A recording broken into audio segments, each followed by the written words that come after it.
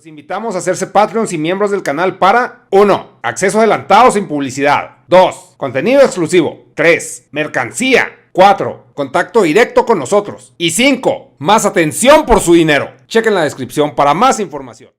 Hola, aquí estamos en un video más en el proyecto Dharma. Muchas gracias a los patrones por apoyar el proyecto. Hoy traemos un tema que creo que habéis sugerido vosotros. Ernesto, no sé si... A ver, y dice Adrián Ledger. En cuestión de propuestas para un tema, me gustaría saber más acerca de los baitos y o trabajo de tiempo completo en Japón. En especial la experiencia de Dharma trabajando en este tipo de ambientes, la armonía, las sensaciones, ganancias, oportunidades, socialización, etc. Y pues bueno, yo sé que tienes muchos amigos allá en Japón que han tenido experiencias laborales muy diferentes, ¿no? Por ejemplo, tu amigo Folland, que es un hostos famosísimo. Tu amigo Fase 2 que trabaja ahí en una empresa de arroz y está casado con la hija del dueño. En una fábrica. Y tienes muchos amigos de dónde platicar, pero cuéntanos a ver cómo es el ambiente laboral. Yo imagino que desde la perspectiva de un gallino. Sí, sois unos cotillas. ¿Cómo gusta saber? ¿Cómo gusta preguntar? Cuéntanos de tu vida. Queremos saber más. No, yo entiendo. El tema de Baito, yo he estado ahí, he trabajado de Shine y de Baito, es decir, de Arubaito sería de tiempo parcial. ¿Sí? Que es el típico trabajo al que pueden acceder los estudiantes o gente que, bueno, pues que no tiene una visa permanente, ¿no? Vamos a decir, el Shine sería el empleado a jornada completa, con su salario, con sus condiciones, ¿sí? Bueno, pues el típico trabajo bien, vamos a decir. Uh-huh. Los trabajos que hay, bueno, me preguntas, los baitos, yo voy a retroceder un poquito a cuando yo fui a Japón y a cómo me introducí un poco en el mundo laboral. ¿Vale? Yo me di cuenta de que quería quedarme más tiempo del previsto en Japón. Al final, pues todos vamos a meter la patita y luego a ver qué pasa, ¿no? Entonces, cuando yo me di cuenta de que quería quedarme más, dije, bueno, pues algo hay que hacer porque estar aquí cuesta lana y evidentemente, pues tengo que conseguir esa lana de algún lado. Bueno, pues como estudiante, con una visa de estudiante, que es lo que yo tenía en ese momento, los únicos trabajos a los que puedes acceder a través de un contrato, no hablamos en negro, que ese ya es otro mercado que, bueno, ya sabemos que existe en todos lados, eran los baitos, que es un shortcut de Arubaito, ¿vale? Arubaito, que viene del alemán, al parecer, Albeit, o no sé cómo se diga. Eso ya lo busqué en su momento y algo así. Que viene a decir, bueno, pues el trabajillo a media jornada, ¿sí? Para sacarte unas perrillas. Con lo cual, pudiendo yo acceder a ese mundo laboral reducido, dije, bueno, pues vamos a ir mirando. ¿Qué hice? Bueno, pues me fui a lo que en España sería el INEM, que es ese centro donde te ayudan a buscar un trabajo. No sé cómo se llama en México. Yo creo que es una bolsa de trabajo, pero en México no sé qué tan fuerte esté, pero sí sé que hay una bolsa de trabajo donde tú puedes entrar y que vas, te inscribes, das tu currículum y dices, mira, pues yo hago esto, yo sé esto, he estudiado esto, y pues contacten con empresas. En Estados Unidos se llama Facebook. Digo, bueno, pues en México se llama Facebook. O LinkedIn, ¿no? Bueno, pues algo así, ¿no? Entonces vas allí, evidentemente yo llevaba muy poquito tiempo en Japón, hablaba muy poquito japonés y pues ahí estaba, tenían un traductor, un japonés que hablaba español latino, y él te ayudaba, decía, mira, aquí tienes que rellenar esto, porque al final rellenas como un formulario con tus datos, efectivamente, tu experiencia laboral, idioma, lo que sea. Y ellos te dicen, mira, pues en nuestra base de datos tenemos XXX empresas que están dispuestas a trabajar primero con extranjeros, porque eso es muy importante, porque ser extranjero evidentemente te cierra muchas puertas en un país en el que no dominas el idioma y la cultura.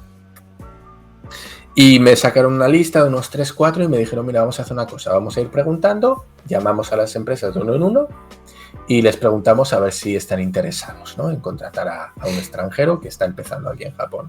Bueno, pues conseguimos 2 entrevistas, una de ellas era en una pizzería, mamma mía, y allí fui con mi japonés de mierda, Ohayo gozaimasu, daruma desu, bueno... No era tan así, pero más o menos, ¿no? Bueno, yo me senté ahí donde el señor, que venía de cocinero, con su traje blanco, con su gorrito, de yo hago pizzas, y su cara de pocos amigos. Básicamente me senté, me hizo una mini entrevista muy básica. Y de repente, inglés sabía... Hi. Hataraki desu. Pizza ga daisuki desu. Y poco más, o sea, era todo muy, muy rudimentario. Y al final, pues alcanzó a decirme que ya nos iba a llamar. Evidentemente, nunca más se supo. Porque, claro, yo estaba respondiendo y hablando con el tipo a la medida de lo posible. Y el tipo tenía una cara de sota. Estaba como diciendo, a ver cuándo te vas, ¿sabes? ¿Sabes esa sensación que entras en un sitio y te miran como diciendo, ya estás tardando en largarte? Bueno, pues así fue durante toda la entrevista. Ajá. Claro, el tipo obligado a concederme la entrevista, que lo hizo de mala gana, y yo cuando salí de ahí dije, este tipo no me va a llamar en la puta vida. Efectivamente así fue, no me llamaron. Así que, bueno, pues por suerte, entré en esa segunda entrevista que era en una marisquería muy famosa que hay en Osaka, que se dedicaba a contratar estudiantes, en su mayoría chinos. Así que ya tenía prácticamente toda la plantilla eran chinos, con lo cual estaban muy acostumbrados a trabajar con extranjeros, ¿vale? Era una cadena que se dedicaba prácticamente el 90% de los clientes eran chinos, con lo cual les venía muy bien tener ese perfil de gente, ¿no? Tener a trabajadores chinos, porque en caso de que hubiera algún problema, movida, bueno, incluso los camareros, no solo los cocineros, los camareros también eran chinos, ¿vale? Y ahí que fui. Tuve suerte de que el gerente medio hablaba inglés y ahí nos entendimos. Y me dijo, Vina, vamos a hacer una cosa. Tú vas a empezar aquí y vas a empezar fregando platos. Que para eso no hace falta hablar ni comunicarse. Tú fregas platos y vueltas. ¿Bien? Y ahí estuve bastantes meses hasta que pues fuimos ascendiendo. Según ibas aprendiendo japonés, pues ya eras capaz de comunicarte a un mejor nivel. Los chinos muy majos, por cierto, tengo que decir, todos los chinos eran chavales jóvenes, estudiantes de entre 18 y 25 años y eran un amor. La verdad es que todos se prestaban, te ayudaban con el idioma, te enseñaban cosas. Yo me sentía como Tarzán cuando Jane le intentaba enseñar a hablar inglés, me sentía así. Medio hablaban inglés, medio en japonés, nos comunicábamos como podíamos. La verdad es que la experiencia fue genial con los compañeros, fue una pasada. El trabajo además a mí también me gustaba. Terminé al final de cocinero, me cambiaron, ¿no? Me dijeron, oye, al final no sé qué chino, pues el compañero tal ya ha terminado sus estudios y se vuelve a Japón, ¿no? O sea, se vuelve a China o va a entrar a la universidad y ya no va a poder trabajar aquí. Y en dado momento, pues me ofrecieron meterme en la cocina, a cocinar. Y yo dije, bueno, pues mira, pues sí, yo friego platos, estoy muy a gusto, pero oye, un pequeño salto, ¿no? En esta profesión, a ver a dónde llegamos. Y terminé pinchos ahí de comida. Exacto. Y terminé pues en la sección de cocina, haciendo sobre todo ensaladas y platos fríos. Bueno, con lo cual, muy bien. Hasta ahí todo con contrato, todo genial. A partir de ese punto, me surgió la oportunidad de irme a otro restaurante. Y me daban más horas, me pagaban más. Y dije, bueno, pues mira, claro, ojo, todo esto de estudiante. Que me pagaban más y que me daban más horas quiere decir que igual del todo legal no era. Muchos trabajos en negro, como he dicho, se mueve eso mucho, por supuesto, por oye, pues conozco a alguien, tú de dónde eres, sobre todo, y eso la gente latinoamericana que van a Japón lo habrán visto, muchísimos bares, restaurantes mexicanos, restaurantes colombianos, de toda índole, argentino, incluso español, verán que les ofrecen horas de trabajo, pero el tema de los contratos pues escasea mucho, ¿vale? Entonces, bueno, pues tuve la oportunidad de estar en un restaurante mexicano, muy bien, muy a gusto, la verdad, aprendí mucho, sobre todo el slang mexicano, ahí tuve contacto por primera vez en mi vida con latinos, hasta entonces no había tenido contacto con latinoamericanos, tengo que decirlo, y ahí conocí a los mexicanos, aprendí un poquito de la cultura, del cómo, bueno, pues todo el slang, la comida mexicana, que yo no había probado comida mexicana en mi vida. Conocí también, evidentemente, al coronel, gran amigo, y bueno, pues gracias a él, gracias al coronel, de hecho, se me abrieron muchas puertas. Todo esto hay que, a cada uno, al César lo que es del César, se dice, ¿no? Bueno, pues al coronel lo que es del coronel. Y el coronel me dio mucho apoyo, me presentó a mucha gente que luego me dio oportunidades de trabajo, ¿sí? Y me suena bueno, como que tu socialización ahí fue con más extranjeros que con locales, ¿no, Dharma?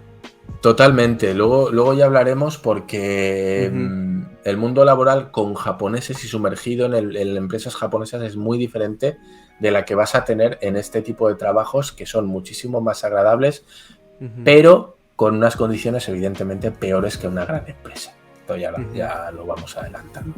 Después de estar pues varios años siendo camarero en bares y cocinando en restaurantes, también trabajé con un restaurante japonés, con otro conocido también. Al final me di cuenta que se movía muchísimo en un mundo tan organizado como es Japón, en el que todos son empresas y se da por supuesto. Descubrí que hay una industria y un mercado de pequeñas empresas, de pymes, vamos a decir, varios restaurantes chiquitos, ¿no? De pequeños negocios que se mueve muchísimo, muchísimo, muchísimo. Y que el tema de la palanca que le llaman en México, ¿no? Aquí es el enchufe, funciona mucho. Hay muchísimos contratos que se hacen por ser amigo de, por conocer, por saber de, por caerle bien a alguien. Yo pensé que no, dije, aquí te van a pedir papeles, te van a pedir acreditaciones y resulta que me encontré con todo lo contrario. De muchísimos trabajos, simplemente por ser conocido, porque te recomendara a alguien, te contrataban. Y así estuve varios años, hasta que al final conseguí entrar en una empresa de traductor, una empresa de traducción de videojuegos. Empecé primero como localizador, una cosa que se llama localizador. Localizador quiere decir que tú eres voy a decir supervisor, pero no es estar encima de, es estar por debajo del traductor, ¿vale? El localizador lo que hace es, coge la traducción que ha hecho el traductor y lo que hace es buscar pequeños fallos gramaticales, pequeños trabajos de sintaxis, pequeñas cosas que se le hayan pasado, ¿no? ¿Cómo se hace esto? Os voy a hablar un poquito del trabajo que hacíamos. Lo que hacíamos era, te pasaban una build o una ROM, que para la gente que esté en este mundillo ya sabe lo que es una especie de beta, te pasan una versión beta del doblaje y tú lo que tienes que hacer es ir checando que todo encaje en el juego, ¿vale? Cosas como, por ejemplo, el diálogo desaparece demasiado rápido y no da tiempo a leerlo. Pues hay que decir, oigan, este diálogo tiene que tener más tiempo de exposición para que se lea bien. El texto que acompaña este diálogo es una traducción correcta, pero no encaja culturalmente con el idioma. Por ejemplo, el ejemplo más claro, en inglés, piece of cake. Si tú lo traduces es un trozo de tarta. Si tú en un videojuego le pones a alguien, no, esto es un trozo de tarta, ¿de qué estamos hablando? ¿De un trozo de tarta o de que es algo muy fácil de hacer? Sí, pan comido. Pan comido, esto es pan comido, efectivamente. Esto está chupado. Entonces hacíamos ese tipo de detección de pequeños errores. Sí, lo que es la tropicalización, por así decirlo, ¿no? Eso es, ¿vale? A eso nos dedicábamos. Aparte de eso, hacíamos también de beta testers. Pues ya que teníamos la versión del juego, pasábamos horas y horas con el mismo juego diciendo, oigan, aquí este monito se cae al vacío. Oigan, esta pared, esta puerta se debería de abrir cuando me acerco y no se abre, no puedo seguir. Que arreglen eso, los bugs, ¿no? Bueno, pues ahí estuve también. Estuve primero como Baito y después ya me hicieron Shine. ¿Vale? Me hicieron jornada completa, ya un trabajo como Dios manda. Y ahí ya empezaron a darme pequeños trabajos de traducción, de pequeños juegos de móviles en los que ya no me dedicaba a testear los juegos y a corregir, sino que a hacer las traducciones yo mismo. Eran pequeños juegos del tipo Candy Crush, para que os hagáis una idea, ¿vale?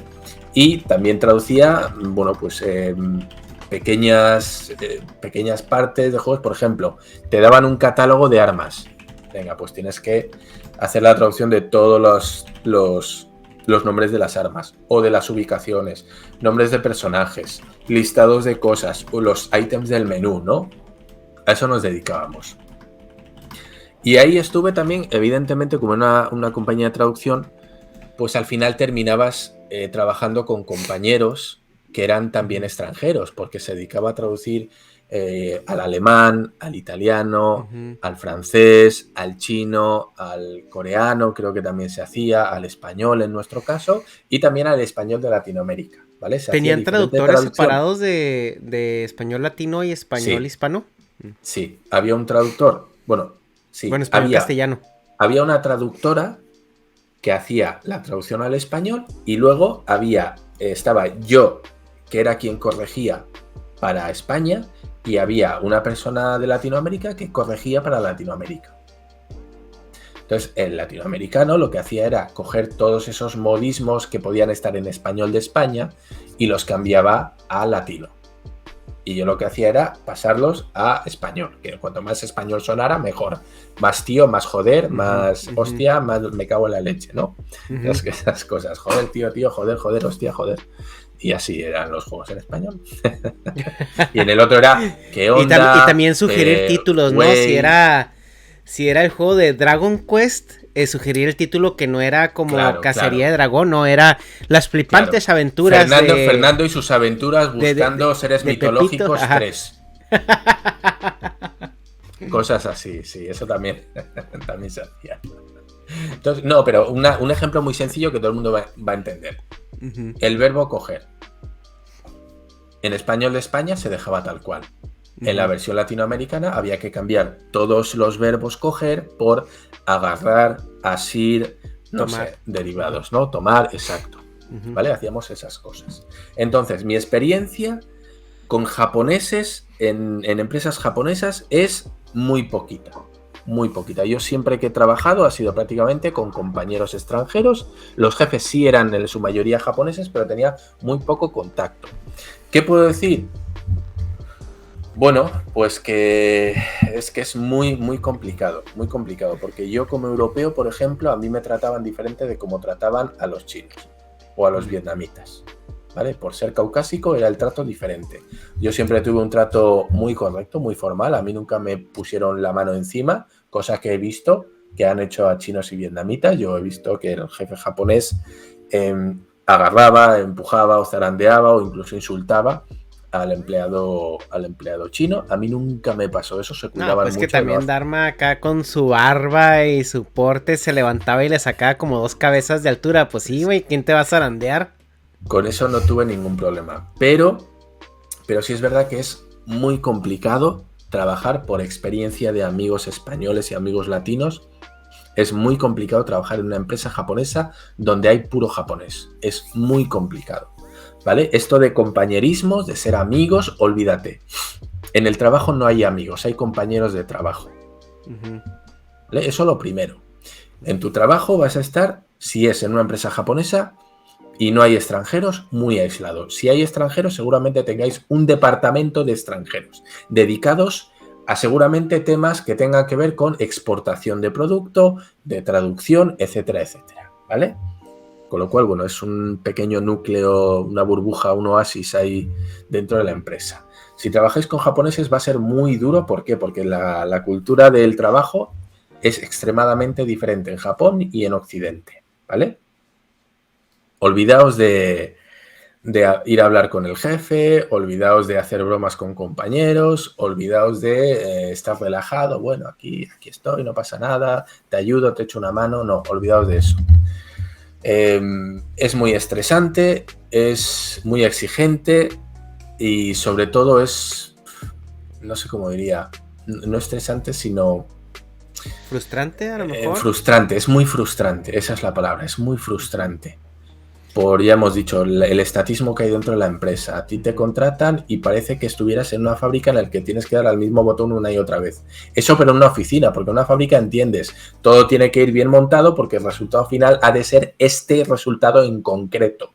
Pero una oficina donde puedes tener diferentes casos, diferentes situaciones, diferentes proyectos que te pidan hacer exactamente lo mismo una y otra vez, pues es muy frustrante, ¿no? Sí.